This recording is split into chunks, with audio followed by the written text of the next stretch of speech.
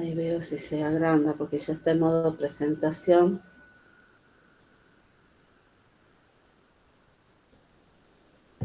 A ver si demora. Ahí está.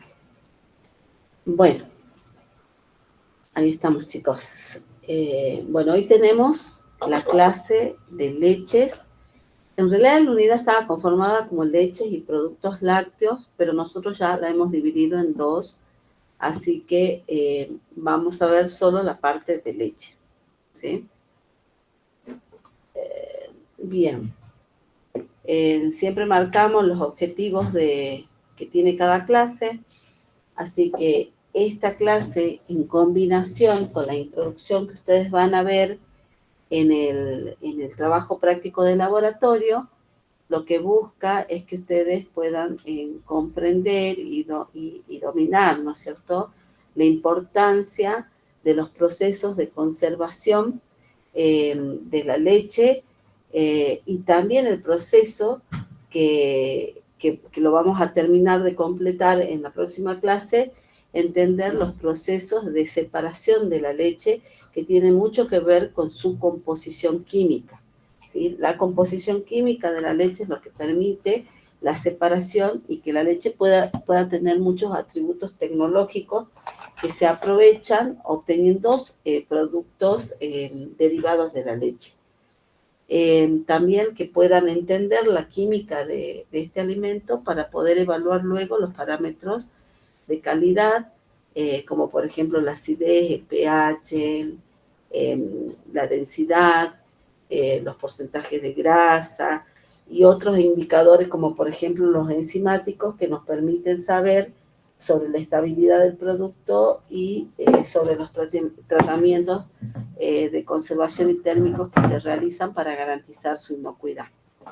Y obviamente en base a todo esto poder interpretar la legislación vigente, que es lo que hacemos en cada laboratorio, cuando luego de hacer una serie de controles en el alimento podemos establecer si el producto se encuentra o no en condiciones de ser consumidas por las personas.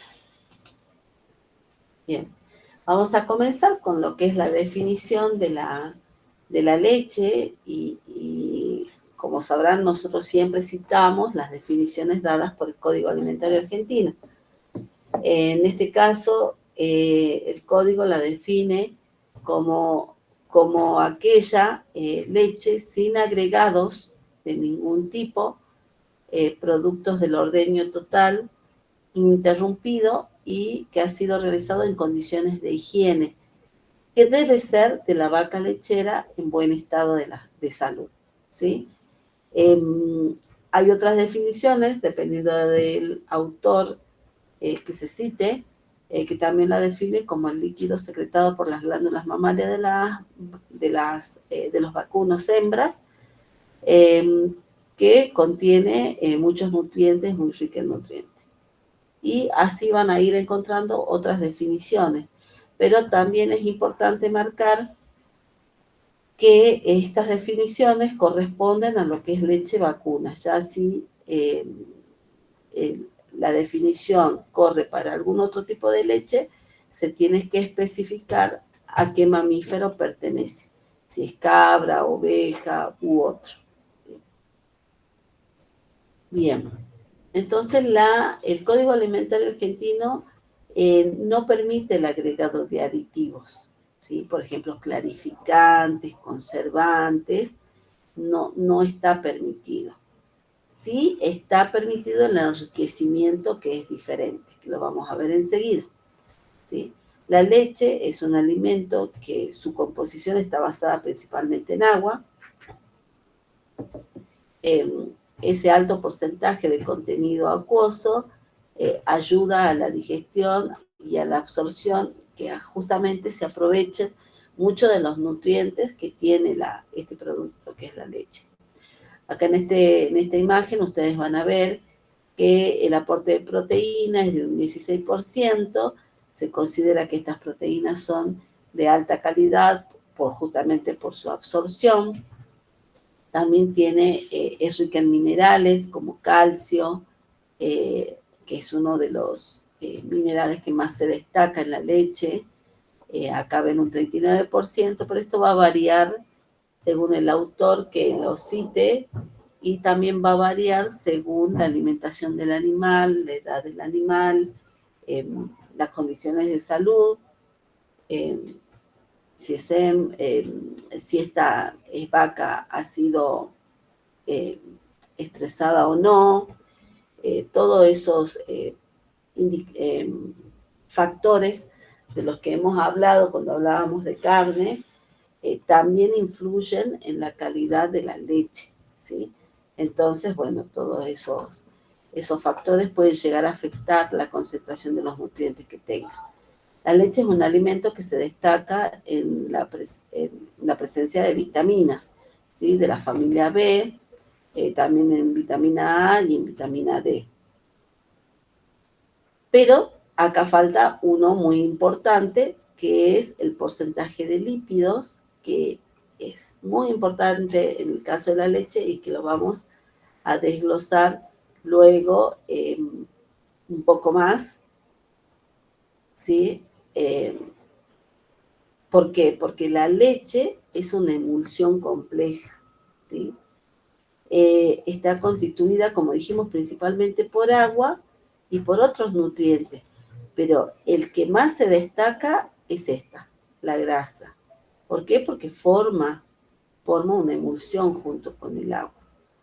Esta grasa es rica en triglicéridos y también es rica y cumple un papel muy importante en lo que es la transferencia y la movilidad de las vitaminas liposolubles, ¿sí? Entonces es muy importante el papel que juegan las grasas en la leche. También son ricas en glúcidos, en este caso el hidrato de carbono principal va a ser la lactosa, que es el azúcar de la leche y que incluso vieron que muchos consumen la leche sin la adición de azúcar, porque ya la lactosa le transfiere a la leche un sabor dulce, que en el caso de los niños, si uno los acostumbra a consumir leche sin agregado de azúcar refinada, los chicos se acostumbran y no tienen problema de consumir la leche sin azúcar o con muy poca azúcar, ¿sí? Bien. Las proteínas, por ejemplo, si bien están también en una proporción importante, tienen una importancia más que nada de aprovechamiento tecnológico, que lo vamos a ver luego, ¿sí? Entre las proteínas principales se encuentran las caseínas y las seroproteínas. Bien. La leche tiene propiedades físico-químicas que bromatológicamente son muy importantes de tenerlas en cuenta. Una de estas es el color, otra el olor y el sabor, que es algo que nosotros lo tenemos que hacer en el laboratorio con todos los alimentos en realidad, ¿sí? Siempre se hace un control organoléptico de los alimentos. Por ejemplo, el color de la leche, que es blanquecina, pero no de todo blanca, ¿sí? Es un blanco opalescente, tal vez un poco amarillenta, y eso se debe a la dispersión de las caseínas y de los glóbulos grasos. La riboflavina es la que aporta ese ligero color amarillento a la leche. Estos glóbulos de grasa son los que, y las caseínas en suspensión, son las que van a realizar, van a tener un efecto con la luz, ¿sí? de refracción, que produce esa coloración blanca en la leche y nosotros la vemos así. Hay algo que tenemos que tener en cuenta, que es mientras más grasa la leche, o cuando hablamos de leche entera, más blanca amarillenta va a ser. Cuando empezamos a quitarle la grasa a la leche, como por ejemplo en una leche descremada, vamos a ver la atenuación de ese color amarillento. ¿Por qué? Porque tiene menos glóbulos grasos y menos riboflavina, en su composición, y eso hace que estas leches sean más blancas que las leches enteras. Y por eso la leche cruda de la que me preguntaban recién es más amarillenta todavía, porque es la leche tal cual sale de la vaca, sin ningún tipo de proceso. Bueno, otra propiedad que tienen es, otra característica es el olor, que es un olor característico, es un olor suave, incluso va a estar influenciado por la alimentación que tenga el animal. Ahí vamos a encontrar muchos compuestos volátiles, como ácidos grasos y lactonas, que van a ser las responsables del aroma característico de la leche. Y el sabor, como les dije recién, está muy influenciado por la presencia de los hidratos de carbono de la leche, que en este caso es la lactosa, y tiene un ligero sabor salado que está dado por los cloruros que puede presentar la leche. Bien, el sabor se estabiliza más o menos en un pH 6,6, 6,8. Bueno, entre las... Ay, perdón, acá seguimos con lo mismo.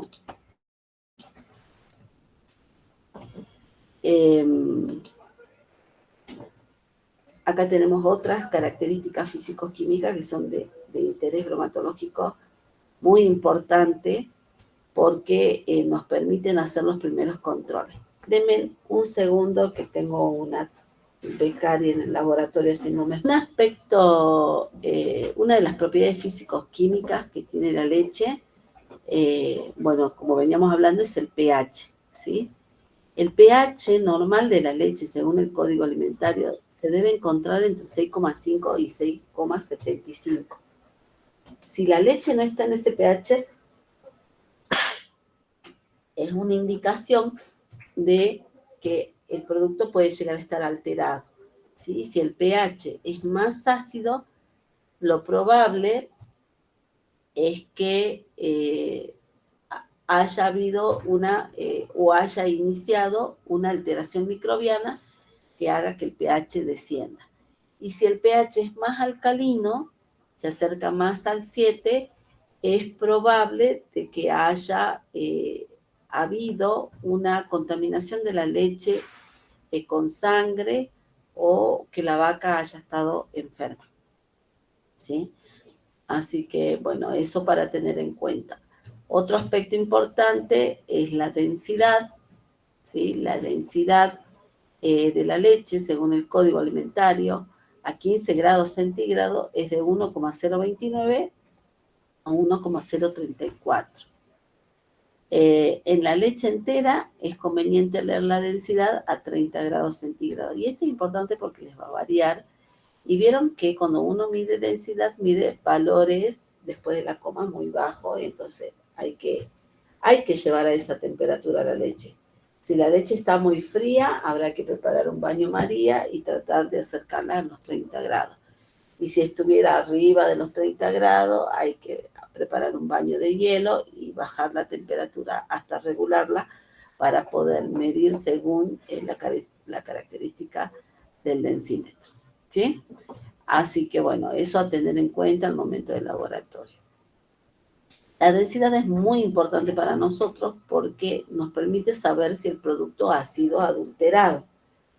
Una de las prácticas más comunes que se solía ver en las leches que se comercializaba como cruda era de que le agregaban agua. Al agregarle el agua, la densidad se ve modificada. ¿Y cuál es la densidad del agua? ¿Alguien me puede decir? 1. 1. Exacto. Es decir, que si yo una leche la adultero con agua, ¿qué va a pasar? La densidad se va a correr y va a intentar llegar al 1, ¿sí? Entonces yo voy a ver una alteración en la densidad de la leche y es un indicador de que ha sido adulterada. Pero la gente era tan pícara que sabía de que se los podía detectar de esa manera, o incluso a ojo, porque la gente misma se daba cuenta que estaba muy aguada, entonces muchas veces le agregaban almidón, ¿no? Y al agregarle almidón la volvían a espesar a la leche. ¿Qué pasaba con la mamá que compraba la leche cruda? Cuando la ponía a hervir, porque la tenía que hervir para asegurar de que no, de matar toda la biota, eh, y la biota peligrosa, ¿qué pasaba? El almidón agregado se cocinaba y se terminaban haciendo grumos. Era fácil de detectar en la casa porque una vez que se hacía el hervido, pues se formaban los grumos. Pero esa persona ya había sido estafada, ¿no? A nivel laboratorio nosotros hacemos una prueba de alcohol, una prueba de temperatura, en donde la sometemos a la leche a temperatura, y si tuviera agregado de almidón, vemos la formación de los grumos. Bueno, de ese modo, por ejemplo, bromatología controlaba esas leches que se vendían ahí para asegurar de que no eran leches adulteradas y controlaban que estén bien refrigeradas para poderlas vender.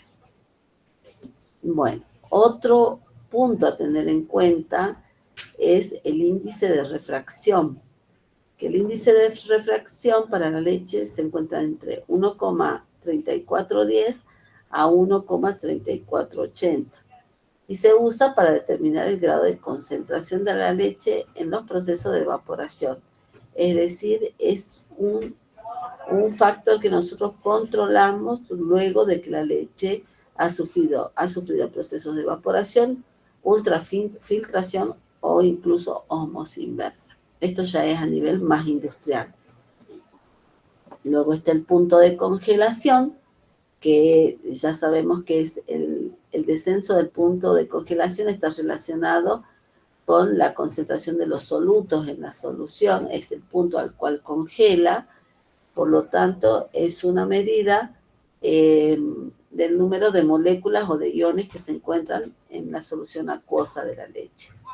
El valor normal es de menos 0,52 a menos 0,56. Las variaciones superiores van a indicar un aguado porque la leche congela a 0 grados. Parece que se han puesto de acuerdo todos para escribirme hoy.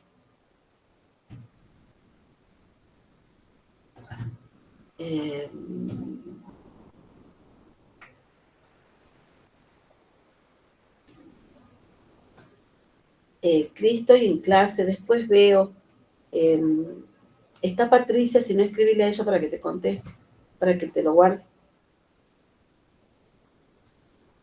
Profe, ¿la leche se la puede congelar para después consumirla? No es recomendable, ¿sí? Claro. No es recomendable, sí se puede hacer, pero vas a tener pérdida de nutrientes.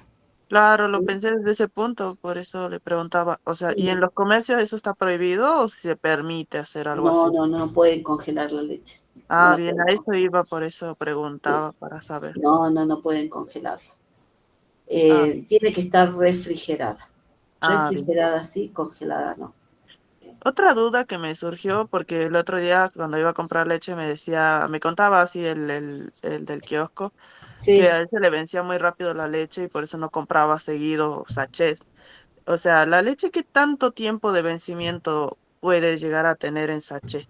bien. Bueno, eso lo vamos a ver más adelante, pero igual te lo voy respondiendo. Ah, La bien. leche en sachet es una leche pasteurizada, que no es lo mismo que la leche que viene en la cajita de Tetra Brick, que ha sufrido una esterilización, ¿sí?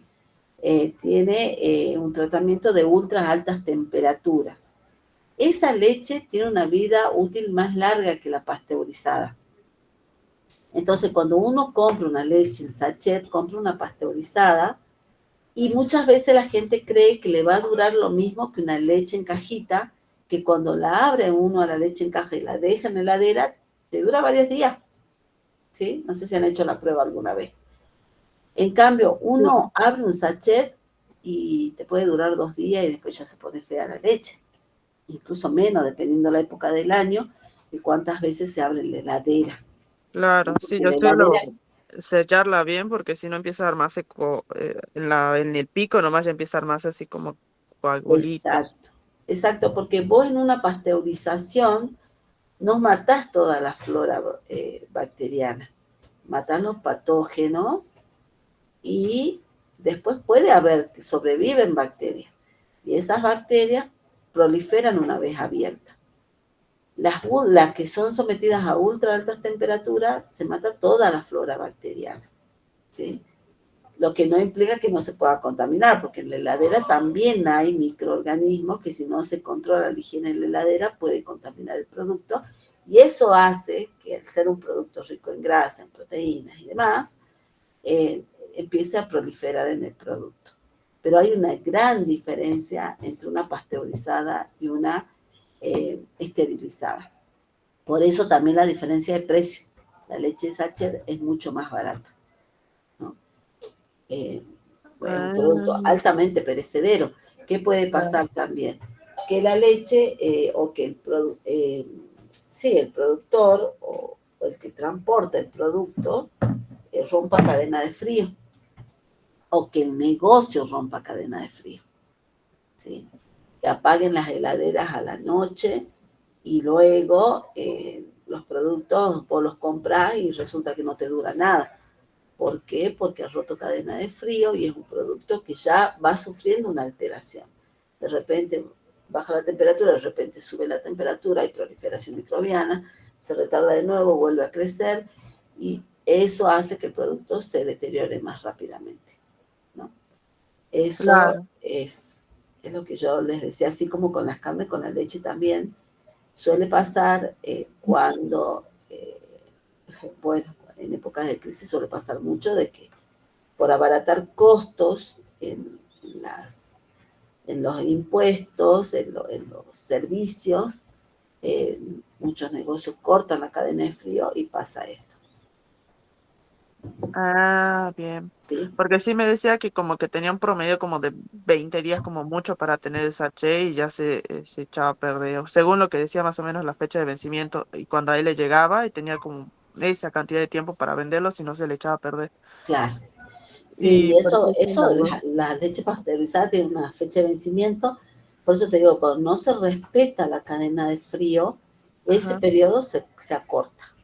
Ah, claro, Entonces, cuando muchas veces a los negocios les produce pérdida, ¿no? claro. O Sí, lo por- venden porque la fecha de vencimiento está bien y la persona que compra abre la leche y resulta que está agria y va y se la claro, devuelve. Y él dice, pero la fecha de vencimiento está bien. Bueno, ahí se arma la cadena de reclamo porque si él respetó eh, la cadena de frío, entonces eso quiere decir que el distribuidor no la respetó. claro. Y Sí, empiezan y se devuelven esos productos. Y generalmente las empresas las reciben y se hacen cargo porque ellos manejan un seguro por esos inconvenientes. No todos, pero algunos sí, las marcas más ah, importantes sí. bien, Y gracias. después tenemos la acidez, ¿sí? Que es un parámetro que nosotros controlamos en muchos de los alimentos y que el Código Alimentario rige y establece un valor para cada uno de los alimentos y su variación va a indicar una normalidad en el producto, ¿sí?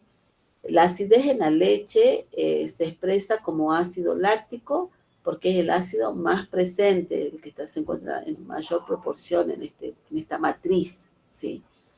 El pH puede variar de 6,2 a 6,8 y fíjense en que ahí se habla del calostro, que el calostro tiene un pH mucho más ácido, pero el calostro nosotros no lo consumimos, no se comercializa, ¿sí?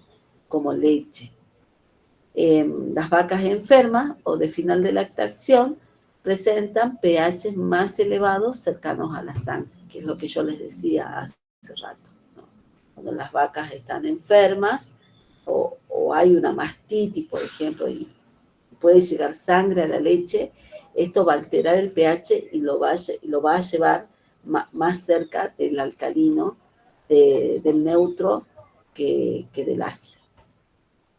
Entonces, fíjense en que todos estos parámetros que son propiedades físico-químicas que tiene la leche son muy importantes desde el nivel bromatológico porque nos llevan a poder hacer los controles básicos en un producto, ¿no? En este caso en la leche.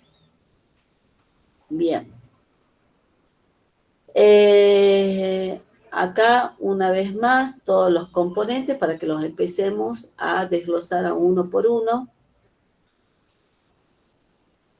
Las proteínas, primero, ¿sí?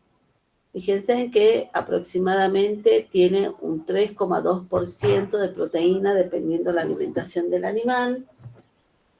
Y de ese 3,2%, el 80% son caseínas, ¿sí?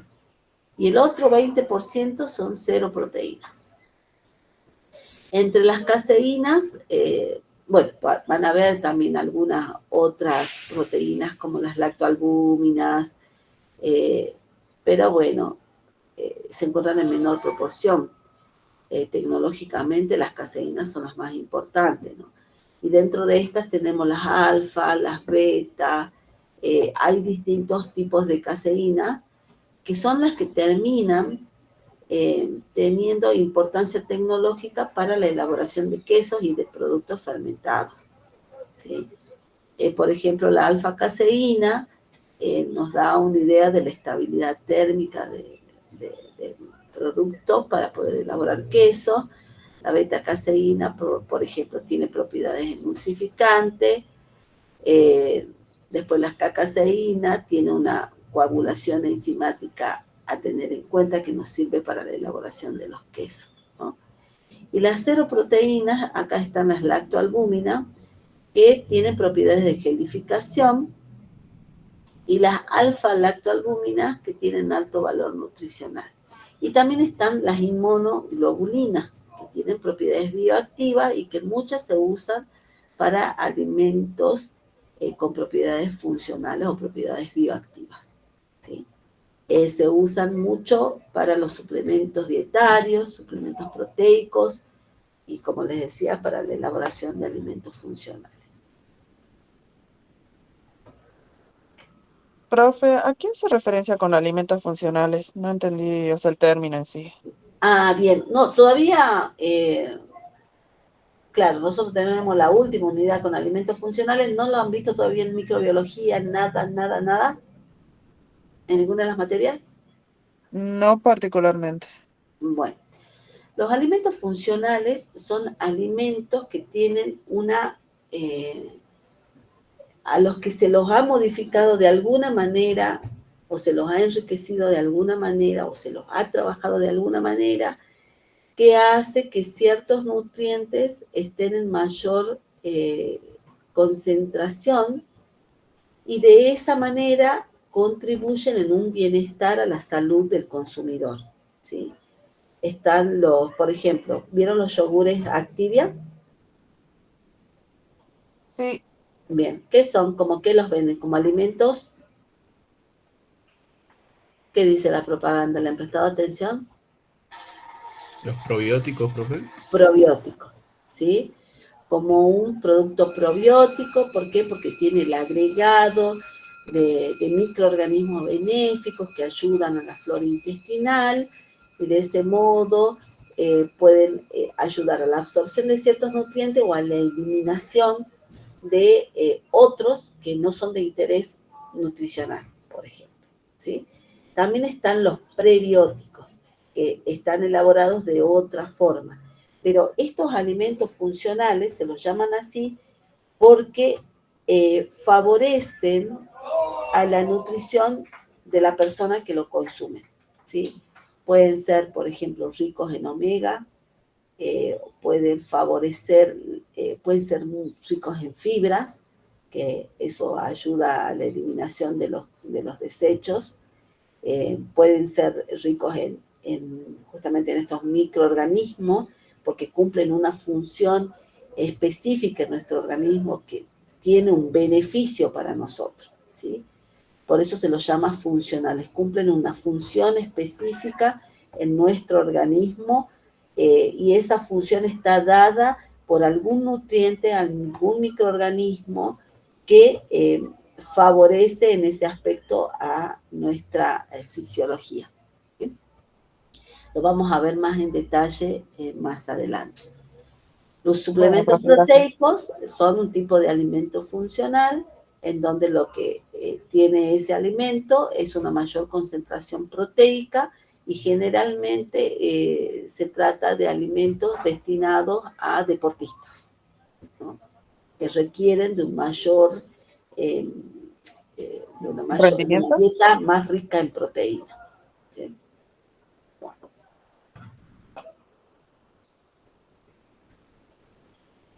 Bien, otras de las proteínas que mencionamos fueron las albúminas y globulinas. Estas albúminas y globulinas están más presentes en el suero de la leche, ¿sí? Las caseínas, por ejemplo, se pueden usar, ya lo vemos enseguida, para la elaboración de los quesos, y cuando se separa el glóbulo de grasa para la elaboración de los quesos, queda un suero. En ese suero es que se concentran las albúminas y las globulinas, ¿sí? Y estas albúminas y globulinas tienen un comportamiento que las caracteriza en el calor.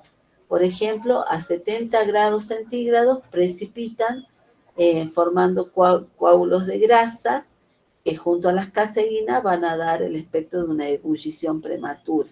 Es decir, que ahí es donde se produce la separación de ambas, ¿no? Estas características permite poder no solo tener beneficios tecnológicos, sino que desde el aspecto bromatológico nos permite poder identificar si los procesos de elaboración han sido los correctos o si hay alguna alteración en el producto que se ha obtenido justamente por el comportamiento que tienen estas proteínas frente a ciertos factores, ¿sí? Que después, combinados con las enzimas, nos puede terminar dando una idea de si ha sufrido alguna alteración o no. Por ejemplo, acá dice, en la leche materna o animal, las concentraciones de albúminas y globulinas pueden variar por el estado de salud del animal o de la madre, por una contaminación bacteriana o por una infección, que una de las comunes es la mastitis, que se las vengo nombrando, también por las condiciones de almacenamiento, cuando no se almacenan de forma adecuada, las temperaturas no son las adecuadas, o la operativa en el tambo no es el adecuado, esto puede verse alterado, ¿sí? La manipulación industrial también, si no se ha hecho una buena centrifugación, una buena homogeneización, estas proteínas pueden servir como marcadores de frescura o de deterioro en la leche. Entonces, su medición nos puede dar una idea de si hubo una alteración durante la elaboración o conservación de la leche.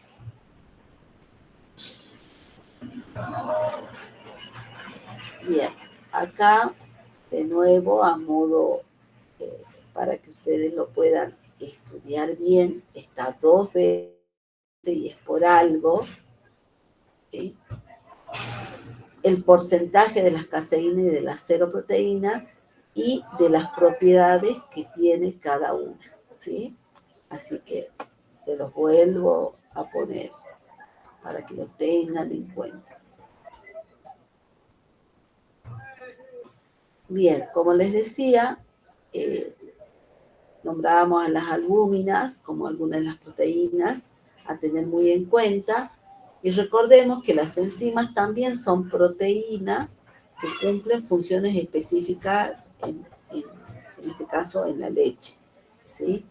Entre las enzimas de interés que nosotros le tenemos que prestar mucha atención, están las amilasas, las lipasas, las proteinasas, la fosfatasa, la catalasa, es muy importante, y las lactoperoxidasas, ¿sí? Algunas de ustedes ya las han escuchado, por ejemplo, las lipasas. ¿De qué función cumplen?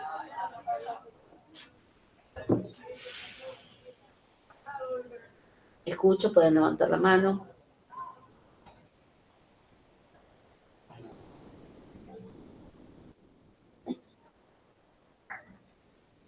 Para la digestión o la degradación de los lípidos. Bien, muy bien. Exacto. Entonces, esto puede hacer propensa la leche a sufrir también oxidaciones lipídicas, ¿no?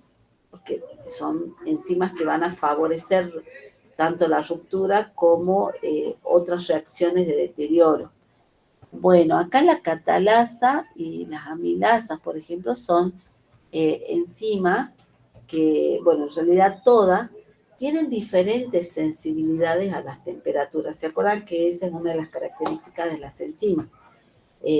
Cada una tiene una temperatura a la cual se pierden o se deterioran, ¿sí?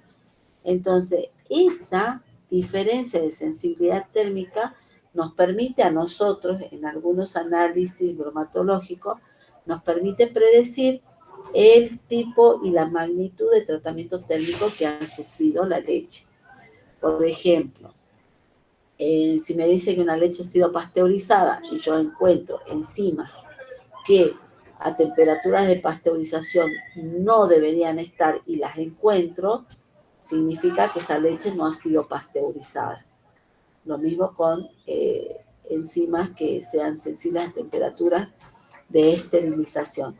Entonces, a partir de eso, yo puedo saber si una leche realmente ha sufrido el tratamiento térmico que dice su etiqueta que ha tenido, ¿sí? O que dice el productor que le ha realizado.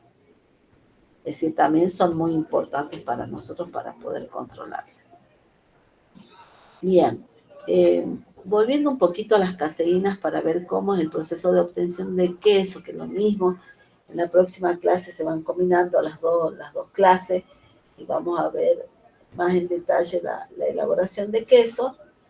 Fíjense que las caseínas están formadas por fosfocaseinatos cálcicos que precipitan a un pH de 4,6.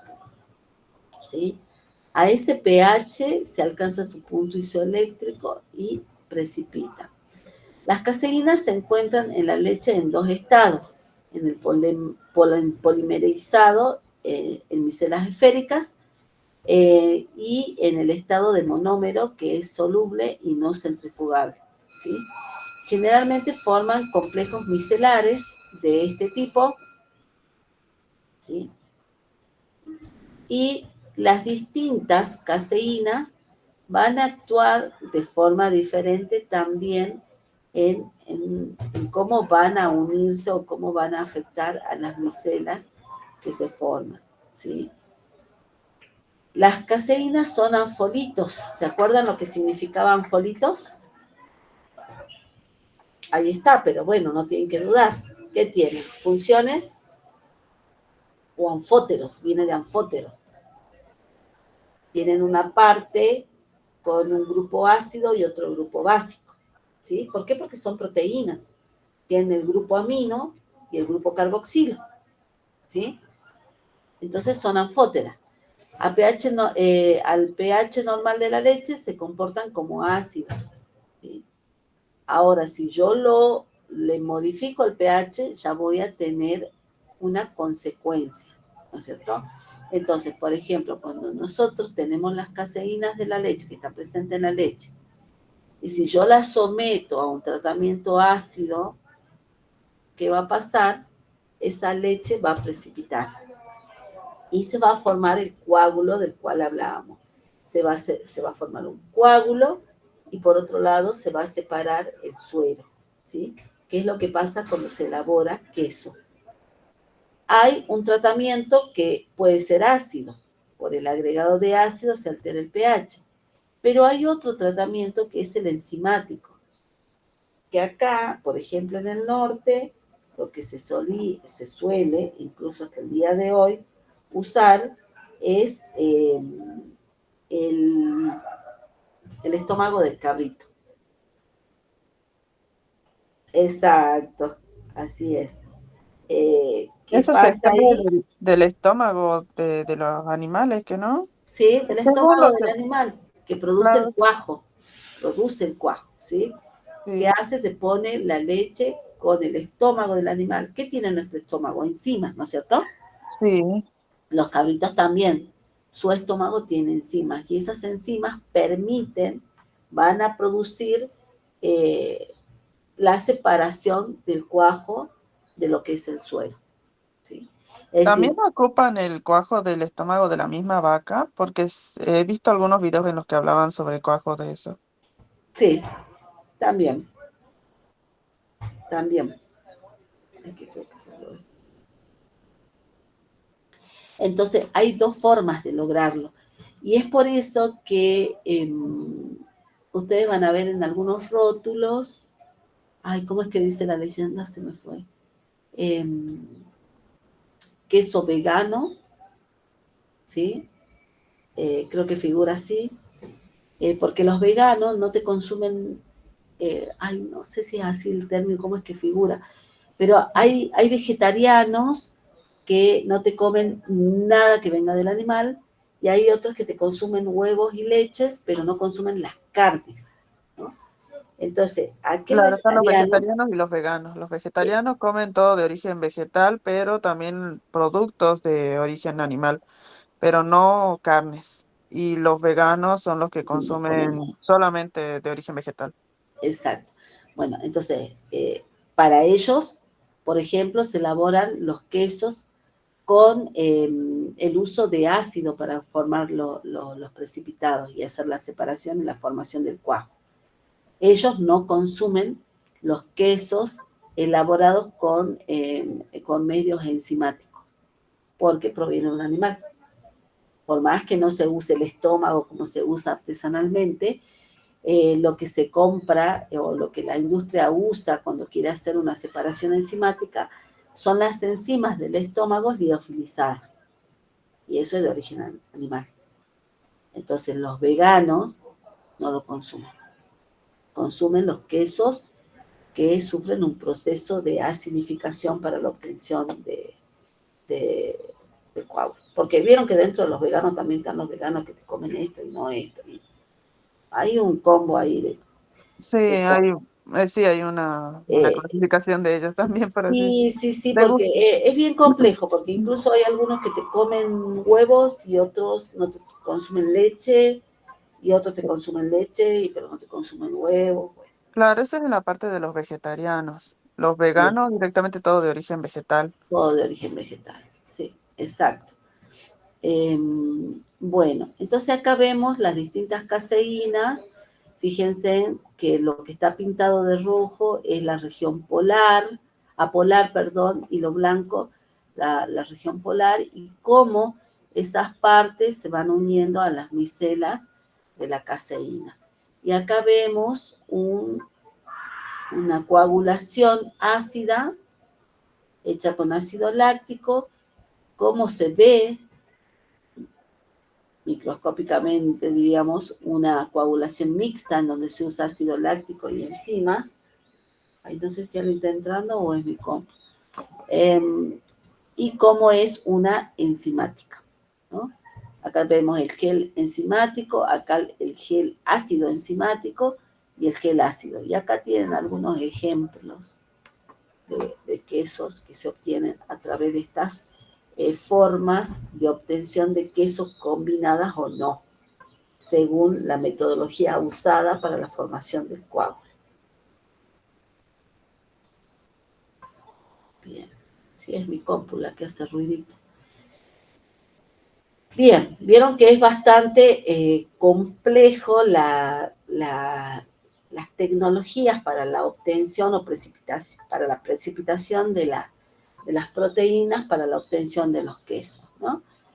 Eh, y bueno, esa es una de las proteínas, pero también a la vez sabemos de que las proteínas están conformadas por aminoácidos y como dijimos, la leche tiene un porcentaje importante, así como de lípidos, de proteínas de interés nutricional, Y acá vemos una listita larga de aminoácidos presentes en la leche y los porcentajes también de caseínas, lactoalbuminas y demás. No se los voy a tomar eso, chicos, no se asusten. Sí tienen que saber algunos a modo informativo. Bueno, acá tenemos los glúcidos o los hidratos de carbono que dijimos que el principal hidrato de carbono de la leche o glúcido de la leche es la lactosa, ¿sí? Esta lactosa está conformada por una estructura, ¿cómo se llama esta estructura? A ver, chicos, tenemos dos unidades de ¿qué? Un disacárido. Es un disacárido, muy bien. Y tenemos una unidad de galactosa y una de glucosa. Ambas forman la lactosa, ¿sí? Esta lactosa es la que le da el sabor dulce a la leche y tiene sus formas isoméricas alfa y beta en una relación de 40 y 60%, ¿sí? Fíjense en que en la leche de la mujer la proporción alfa-beta es 15-85%. En las leches, perdón, al revés, 40 y 60% en la leche materna y en las leches maternizadas es el 15 y 85%. ¿Sí? ¿Qué tiene que ver esta relación de los isómeros? Se dice que la leche materna es mucho más nutritiva que las leches maternizadas y que como que nunca llegan a hacer lo mismo, ¿sí? Esto se debe justamente a este porcentaje de isómeros que tiene la leche maternizada con respecto a la leche de la madre, ¿sí? El porcentaje alfa es mayor, ¿sí? Y eso hace que para el lactante sea mucho más fácil movilizar los nutrientes, ¿sí? Por eso se habla de que nunca es igual a la leche maternizada, a pesar de que la súper enriquecen y demás, ¿no? Esta isomería también favorece la flora intestinal del lactante, que es donde se produce la absorción de los nutrientes, ¿no? Entonces, habrán escuchado de que muchas veces los niñitos, cuando toman leche maternizada, se secan de vientre, ¿sí? Y, Profe, ¿sí? ¿con leche maternizada hace referencia a las leches de fórmula que se le dan a los bebés? Sí, Ah, ya, ok. sí, la leche fórmula. Entonces, el niño, el lactante, va preparando de a poco su flora intestinal para poder, después de los 6 meses, empezar a consumir otro tipo de alimentos. Entonces, es por eso que siempre te van a decir que la leche materna es mejor que las maternizadas, porque es la leche que la madre ha preparado durante los 9 meses del embarazo para que el niño haga ese proceso en forma natural, ¿sí? Ay, bueno, entonces la lactosa favorece la presencia de la flora productora de ácido láctico que va también a influir en el producto. Ahora, ¿qué pasa cuando ya el niño crece, ya está más grandecito, deja la leche materna y empieza a consumir la leche común, ¿sí? La leche que le prepara la mamá? Hay niños que son intolerantes a la lactosa, ¿sí? Cada vez se ve más intolerancia a la lactosa. Esto se debe a que la persona carece de la enzima lactasa, que es la enzima responsable de hacer el corte de la lactosa, hacerla más fácil para la digestión, ¿sí? Porque recordemos que nosotros cuando absorbemos los nutrientes, no los absorbemos como macromolécula o como disacárido, los absorbemos en sus unidades. Y para eso cumplen la función las enzimas, que son las responsables de hacer esos cortes, para que nosotros podamos absorber esas unidades. Entonces, cuando la persona no tiene esta enzima, no puede absorber el nutriente y lo elimina en forma de diarreas, que termina alterando su flora intestinal, y eso produce las diarreas en las personas, u otro tipo de consecuencias. Ya si son más grandes pueden tener muchas más consecuencias, ¿no? Desde flatulencias hasta diarreas, manchas, alergias, que se van profundizando en el tiempo. Bien, bueno. Luego está uno de los componentes también más importantes de la leche, que son los lípidos. Los dos nutrientes más ricos que tiene la leche son, industrialmente, ¿no?, hablando, son los lípidos y las proteínas. Las proteínas porque se pueden obtener productos derivados, y los lípidos por el mismo motivo. Porque al ser un producto rico en grasas, se pueden obtener otros productos con alto contenido graso, como es la crema de leche, por ejemplo, ¿sí? Entonces, la crema de leche tiene un alto costo, son caras, son productos muy perecederos, y son productos que se obtienen a partir de la leche, ¿sí? Entonces, fíjense que la grasa, acá les pongo de que está constituida un 95-96% de triacilgliceroles. También son ricos en ácido butírico, tienen ácidos grasos no saturados, y va a depender de la época del año y de la alimentación del animal el porcentaje que pueda tener o no, ¿sí? También son ricos en fosfolípidos, y estos fosfolípidos se encuentran en cantidades de 0,8 a 1%, ¿no?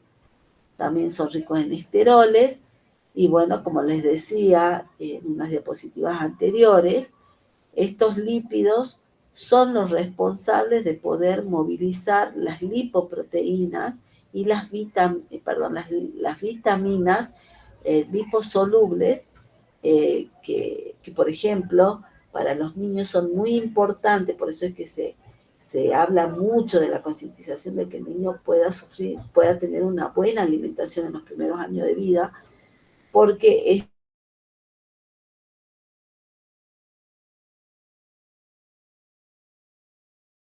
lipovitaminas tienen un papel importante en lo que es el desarrollo neuronal, el fortalecimiento cerebral del niño, ¿sí? Entonces, un niño que no ha sufrido una buena alimentación en sus primeros años de vida, se van a ver muy afectados. Luego, desde la parte intelectual les va a costar más, lo que no implica que ese chico ya está perdido, ¿no?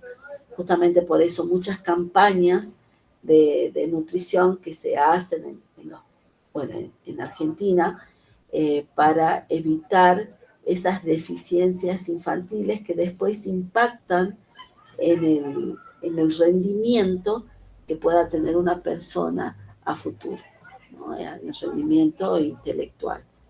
Es muy importante que puedan los niños en su primera etapa de vida tener una nutrición equilibrada, más a lo que hace justamente al desarrollo cerebral. Bueno, hace rato les decía, uno de los componentes más importantes a nivel tecnológico, porque considero de que todos los componentes que tiene la leche son importantes en distintas medidas para el que lo consume, ¿no? La leche también es un alimento rico en minerales, como habíamos hablado, especialmente en calcio, en potasio, en magnesio también, en sodio, también las vitaminas que ya las habíamos nombrado, entre estas a la riboflavina, que es la B2, y dijimos también que las leches no pueden tener aditivos que hagan o que contribuyan a su conservación. Pero sí está permitido el enriquecimiento, como se los dije, y que les dije que lo íbamos a ver más adelante. Y, por ejemplo, el enriquecimiento de minerales está permitido. Por eso ustedes van a ver en cajas de leche que dicen enriquecida en calcio, enriquecida en hierro. Acá yo les pongo en la imagen una que es enriquecida en hierro, que son estas leches que tienen como una banda morada, que son las que están enriquecidas en hierro, ¿sí? En hierro. Esto para también prevenir las anemias en los primeros años de vida. Y después también tenemos las leches enriquecidas con vitamina A, con vitamina B, con calcio. ¿Y por qué? Porque en el tratamiento térmico de pasteurización o de esterilización, muchos de estos nutrientes se pierden, ¿sí? Se pierden porque son termolábiles. Entonces, esa composición nutricional natural que tiene el alimento se pierde en el proceso para garantizar su inocuidad. Entonces, se le permite el enriquecimiento de estos minerales o de estas vitaminas. Obviamente, estas leches, algunas de ellas pueden ser más caras, como las enriquecidas en hierro, ¿sí? Generalmente todas las leches vienen enriquecidas en vitamina A y D, pero las que son enriquecidas en hierro son como específicas, ¿sí? Profe, usualmente ¿con qué adulteran la leche como para la conservación? Un ejemplo. Para la conservación. Claro, que usted dice que no tienen que tener ningún tipo de adulterante para la conservación de esta leche. Y ¿Con qué lo suelen hacer si es generalmente, que por lo hacen? ejemplo, algo que yo no sé, ya no es tan común, pero lo pueden llegar a hacer, son blanqueadores que se usen, ¿sí?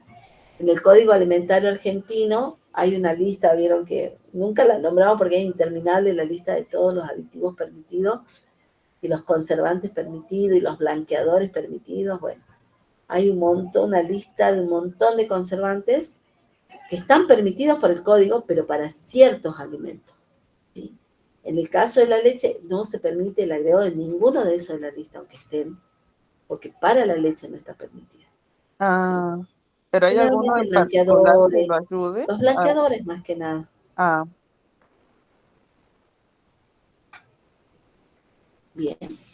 Y acá a modo de ejercicio para ustedes, que lo podemos ir haciendo ahora, vamos a ver un listadito de vitaminas y minerales y un cuadro comparativo entre lo que es la leche materna y la leche de vaca, ¿sí? Y por ejemplo, acá vemos en la leche de la mujer, tenemos una mayor concentración de vitaminas hidrosolubles con respecto a la leche vaca, ¿sí? ¿Qué más podemos ver? ¿Qué otro nutriente ven ustedes que es mayor en la leche materna que en la de vaca?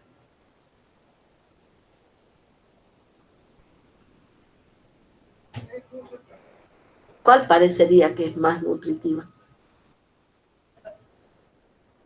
Mira, ácido ascórbico, mujer 16, la vaca 40. colina está en mayor proporción en la leche de mujer.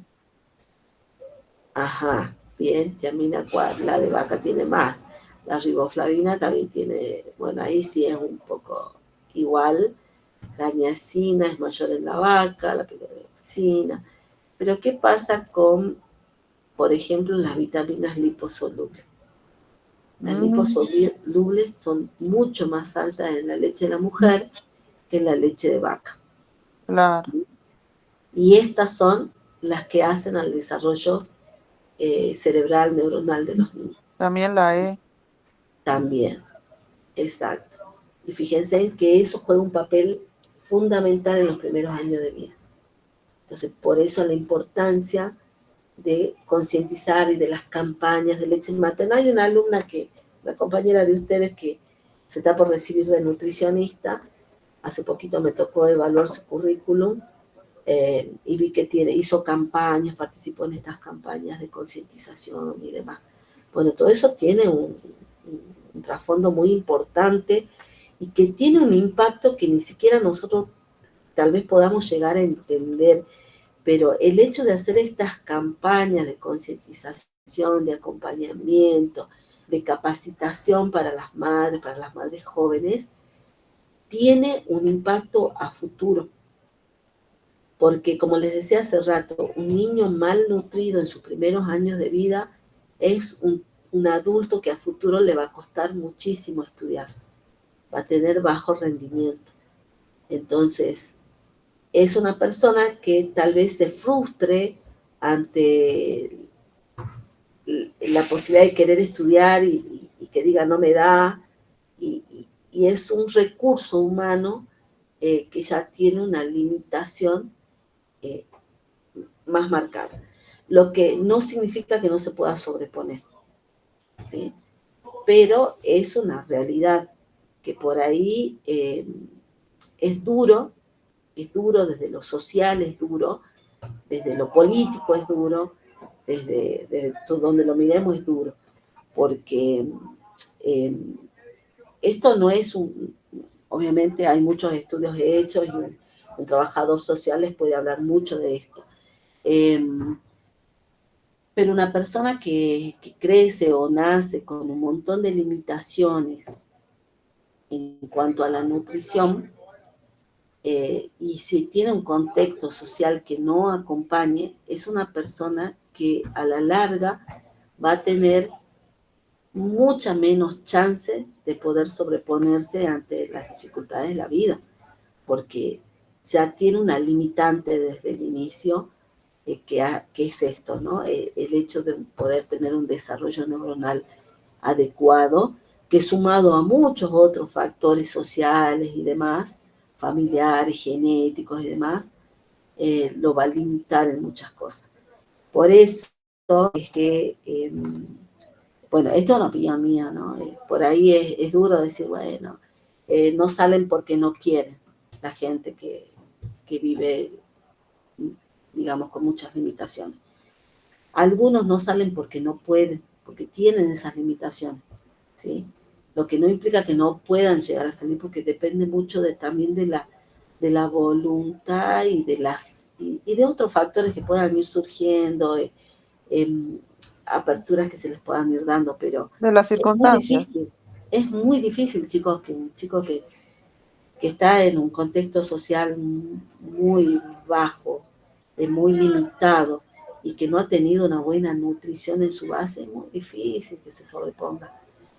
No es imposible, pero es muy difícil, ¿sí? Y por ahí es duro escuchar cuando se dice, no sale porque no quiere, no sale porque no saben lo que es estar en esa circunstancia o tener esas limitaciones, ¿sí? Gracias a Dios, bueno, seguramente muchos de ustedes, porque están ya en un tercer año de la carrera, no han pasado eso, o si hay alguien que se ha sobrepuesto a eso, realmente hay que aplaudirlo porque es muy difícil, es muy difícil. Y estos son datos, yo una vez estuve en una charla de médicos que hacían justamente estas campañas de prevención, de concientización, y hacían mucho hincapié en cómo impacta en la educación a futuro de las personas, de los niños que crecen sin tener esta posibilidad de tener una alimentación básica, que pueda darle lo elemental para poder tener un desarrollo así de básico como neuronal necesario para su desarrollo, ¿no? Pero bueno, estos son, miren, desde dónde vamos nosotros, ¿no? Con nuestro aporte en controlar de que los alimentos que ellos también consuman, que las personas consuman, sean inocuas, porque por ahí pueden llegar ayudas sociales a las poblaciones y que no tengan la inocuidad necesaria y termine siendo peor en lugar de ayudar a las condiciones de estas personas, ¿no? Así que bueno, la función de un nutricionista, la función de un médico, la función de un bromatólogo, de un trabajador social hacia el conjunto. Por eso se habla de trabajos multidisciplinares, y ya no se habla de que yo sola desde mi lugar aporto, ¿no? Es un trabajo conjunto. Bueno, acá tenemos más nutrientes. Esto es para que ustedes lo analicen en la casa, ¿sí? De todo esto, cuál se encuentra más en la leche materna y por qué tiene un papel más importante que lo que es la leche vaca. Acá vemos el hierro, por ejemplo, ¿sí? Y bueno, me gustaría que ustedes los vayan analizando, ¿no? Oligoelementos, la lactosa. Claro, igual cada una de las leches se adapta a la persona a la que va destinada, al ser al que va destinado. Así que va en proporción a eso. No va a ser igual la leche de vaca que la leche de una mujer, digamos. Claro, lógico. Porque bueno, la naturaleza misma es sabia, ¿no? Nosotros Claro, generamos leche que va a tener incluso las defensas, le vamos a transferir todas las defensas para que el niño enfrente ciertas enfermedades, que eso la leche de vaca no se la da a un niño, se la da al becerro, ¿sí? Y por eso la importancia también del consumo del calostro, ¿no? Tanto en el niño claro. como en el becerro. Por eso el calostro, que estoy media difónica, no sé, se me escucha muy bajito, o yo me escucho bajo. El calostro no está permitido a la venta, el calostro de la vaca. Eso es el alimento de los becerros para que puedan estar fuertes para lo que sea después la reproducción, si es un macho o si es una hembra, para que pueda ser una vaca lechera o no. Bueno, eso también. Ahora vamos a ver qué es más adelante el calostro, ¿sí? Bien, después el suero. Hemos hablado de que cuando se elabora queso, por ejemplo, queda el suero restante con las albúminas y globulinas, que van a ser las proteínas presentes en este suero. Fíjense en que dice que el valor nutricional es menor, ¿sí? Pero tiene un punto de vista de importancia de higiene bromatológica, porque fíjense en que pequeñas cantidades de urea, creatinina, ácido úrico, amoníaco, ¿sí? Presentes en el suero nos estarían indicando falta de higiene en el proceso de obtención de la leche, ¿no? Entonces, también juega un papel importante desde el aspecto bromatológico la separación del suero, porque nos da una idea de cuán contaminado puede estar o no. Si esa leche se usó para la obtención de queso, el queso sufre una maduración, todo un proceso de que el producto al final lo vamos a tener que volver a controlar para ver de que realmente hayan sido eficientes las tecnologías aplicadas. Pero es un indicador. La presencia de amoníaco es indicador de una mala higiene en el proceso de obtención de la leche. Y como les decía recién, el calostro es la leche producida en los 3 o 4 días después del parto de la vaca. Es un líquido amarillento y ahí tiene una foto para que ustedes vean la diferencia, ¿no? Es más amarilla, es más espesa. Obviamente no se obtienen altos volúmenes, contiene menos cantidad de lactosa, de grasa y de vitaminas hidrosolubles que la leche que nosotros sacamos, que la llamamos leche madura, pero contiene mayor concentración de proteínas liposolubles, ¿sí? La E, la A, la K, los carotenos, tiene minerales, tiene sodio, mayor cantidad de sodio, por eso también es más... es más salada también, ¿no? Y tiene zinc, es rica en zinc, tiene alta concentración de beta-carotenos, que es lo que le termina dando esa coloración más amarillenta, y el sabor también salado. El calostro, no está permitida la comercialización, como se los decía. ¿Por qué? Porque es importante para el becerro. El mismo productor no podría privarle a los becerros del calostro, porque implicaría que después sean más vulnerables a sufrir enfermedades, ¿sí? Entonces, dijimos que las normas de higiene en el ordeño son importantes porque si nosotros cumplimos con las normas de higiene, la contaminación va a ser menor y el tratamiento va a ser más efectivo, el tratamiento de pasteurización o de esterilización.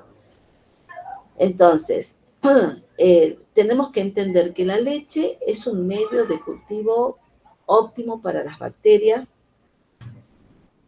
así como es un alimento nutritivo para nosotros, es un alimento nutritivo para las bacterias. Entonces, debe evitarse la contaminación y la proliferación de los microorganismos. Es muy importante acá el papel que juegue el veterinario, porque el veterinario, antes de que se haga la extracción de la leche, tiene que controlar que las vacas estén sanas, ¿sí? De que no tengan ninguna infección que pueda llegar a producir una pérdida del producto. Si la vaca está enferma, si tiene una mastitis o sufre otra patología, ese animal se retira, se lo aísla, se lo pone en un lugar separado a las demás para no contagiar, se les hace el tratamiento veterinario que requiere el animal, y después del tratamiento hay un periodo en que el animal no puede volver todavía para ser ordeñado.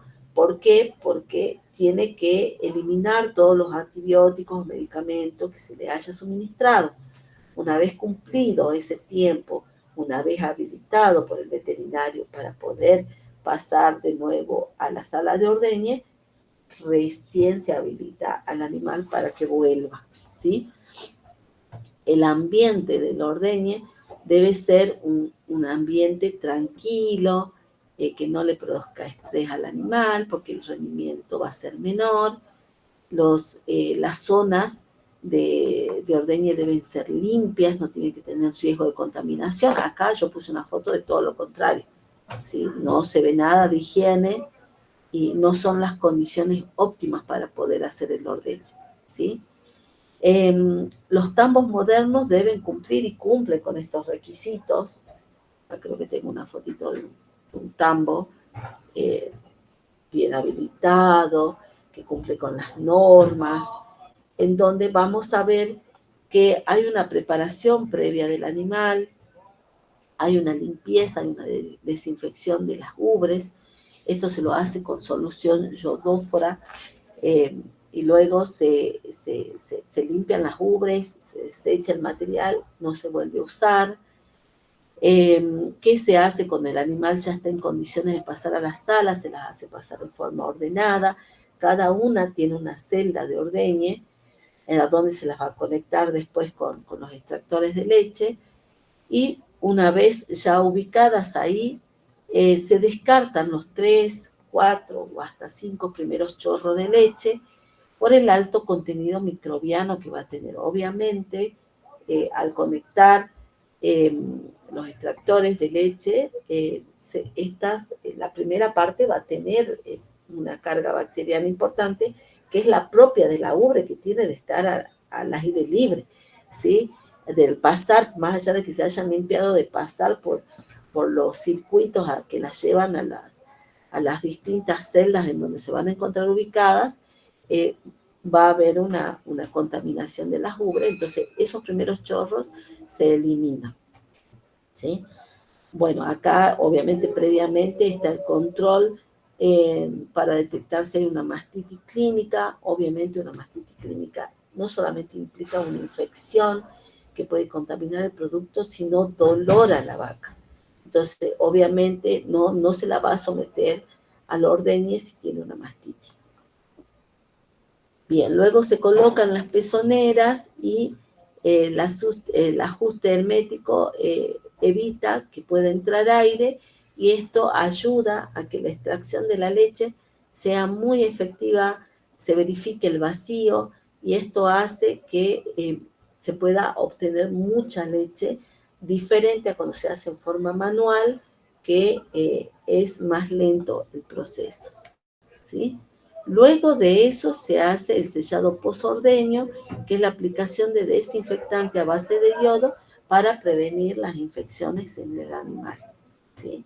La leche luego de extraída, que eso va todo por unas conexiones se lleva todo a los recipientes que recepcionan toda la leche extraída, que luego va al tratamiento térmico de pasteurización o esterilización.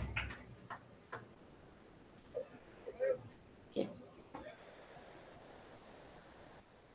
Muy bien. ¿Qué se controla microbiológicamente? ¿Qué se controla microbiológicamente en la leche?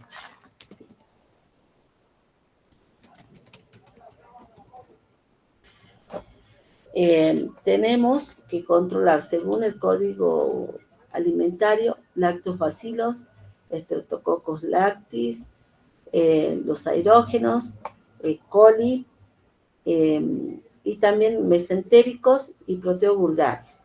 ¿Sí? Eso es lo que dice el Código Alimentario Argentino, que se debe controlar. Es la flora habitual que hay en la leche. Igual se hace un control microbiológico. Y esto tiene sus valores de referencia, ¿no?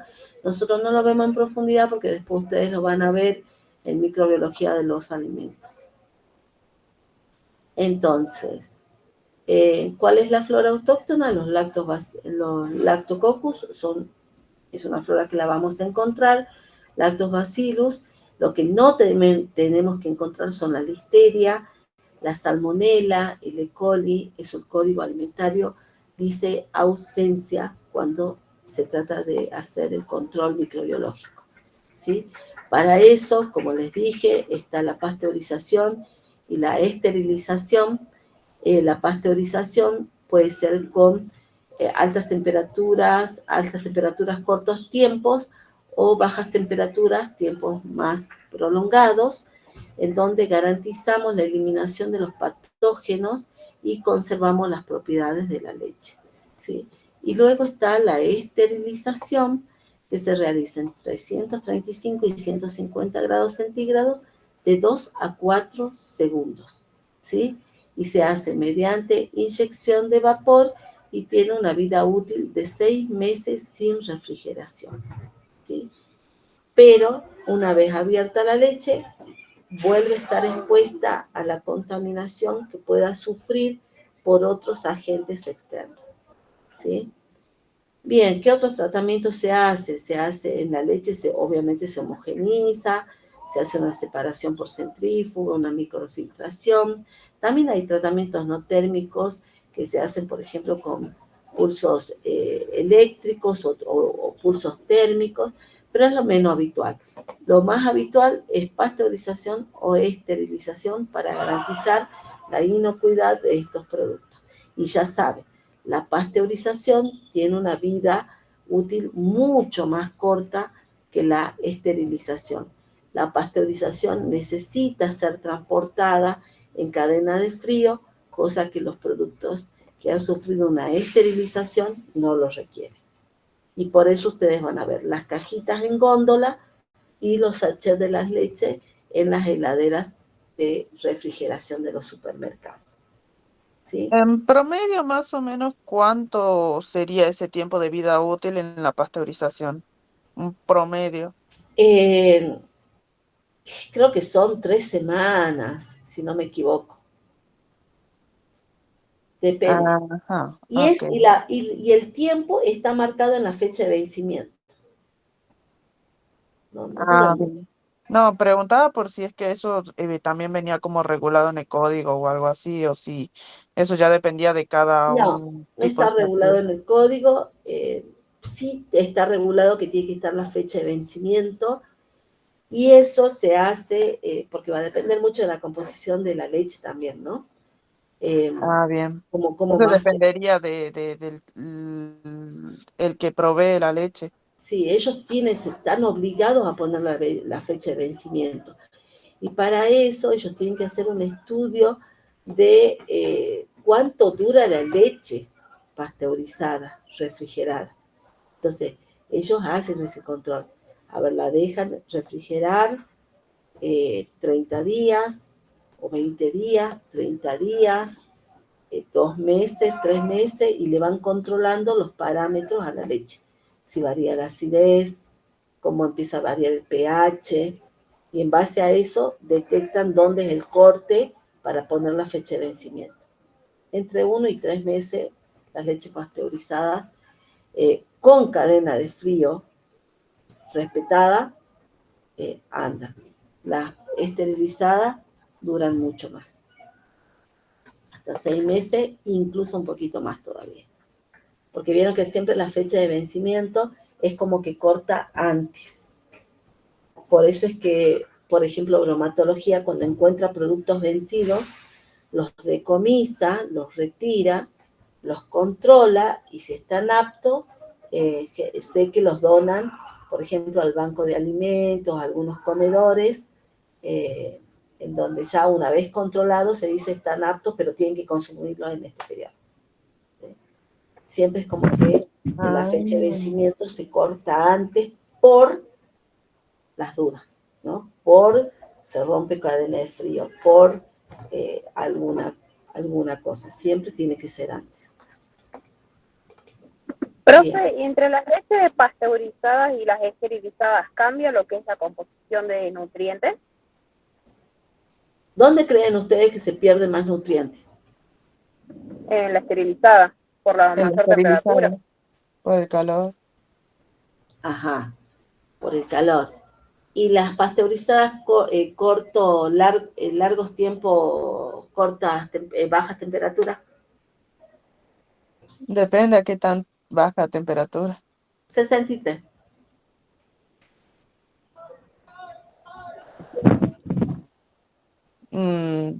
¿Qué opina? Porque nosotros podemos pasteurizar, ¿no? Nosotros pasteurizamos 63 grados una leche en 30 minutos y cortamos. Esa leche está en la olla o en la pava, en media hora yo la tengo pasteurizada, la pongo en una botella y la cierro. ¿Pero qué tuvo esa leche? ¿Qué otro contacto tuvo la leche? ¿Con el oxígeno? La pasteurizada.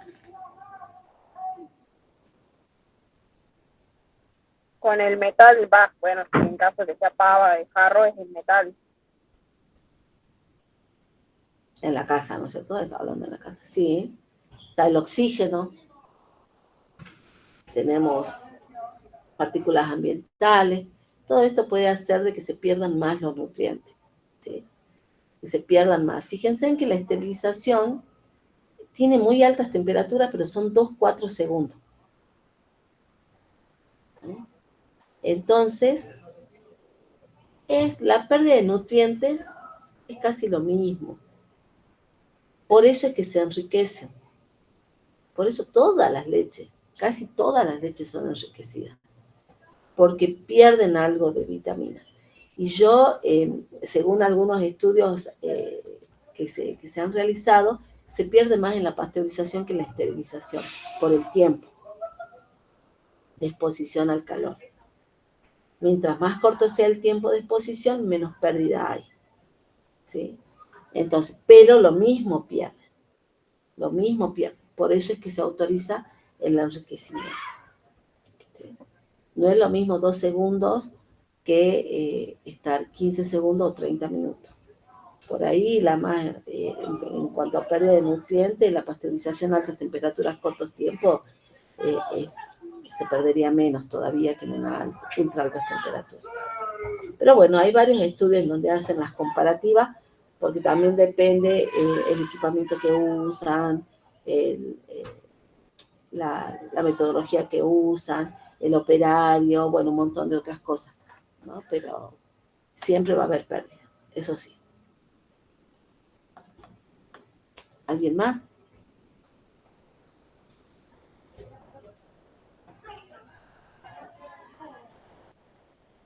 ¿Nadie más? Bueno, no me di cuenta, la podría haber grabado a la clase. Bueno, si no hay más preguntas, la voy a subir a la clase ahora nomás, y a la grabación ya la subiré después, chicos, porque me lleva de nuevo el mismo tiempo grabarla y después todavía, como se hace re pesada, es re difícil bajarla y volverla a cargar, ¿sí? Así que bueno, ¿no hay consultas respecto a esto? No, respecto a eso no. Con respecto al trabajo práctico, también quería consultar. La leche que nosotros tendríamos que traer ¿tendríamos que traerla entera o podríamos traer cualquiera? Porque Pueden hay traer entera, mucha pueden variedad. traer descremadas, pueden dejar una leche estacionada en la casa, que eso ya lo tienen que haber hecho. Ajá. La pueden alterar, la pueden adulterar. Ustedes Ajá. traigan, pero traigan sabiendo lo que traen para que Ok. en base a eso después ustedes puedan sacar las conclusiones de los resultados que vayan obteniendo. ¿Sí? Ah, bien. Bueno, y enseguida se va a habilitar el tiempo para que puedan hacer el parcialito de 7:30 a 10 de la noche va a estar habilitado, así que bueno, entren y respondan bien. Calculo que ya deben haber estudiado para el parcialito. ¿Cómo les fue esta mañana en el